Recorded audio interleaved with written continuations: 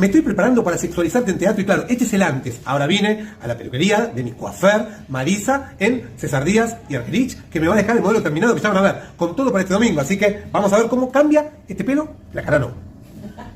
Y sí, la verdad que Marisa estamos preparando con todo para el show, sorpresas, ronda de sexólogos, la gente increíble. O sea, fíjense el look cuando quede terminado, acá está trabajando Marisa, y después me dicen qué les parece. A full, con todo, con Fernando Quintán, comediante, con Carla Rosario Meire, cantante, presencia Florencia Bunzo, psicóloga y sexóloga de la UBA, y quien les habla, que me estoy preparando ahí, maquillaje un poquito, corte de pelo con Marisa, acá en César Díaz y Argerich, la mejor. Y este es el modelo terminado, así que no se lo pueden perder, vengan el domingo a ver Sexualizarte, porque van a ver el show, me van a ver a mí, van a disfrutar con el equipo, y con Marisa acá, gracias Marisa, espectacular, ¿Dónde queda? La peluquería coiffeur de Marisa. César Díaz y Argerich, el mejor lugar, así que, y en las redes, ¿cómo es el Instagram? Marisa Lavalle, Cofior. Muy bien, ahí la pueden seguir, así que gracias.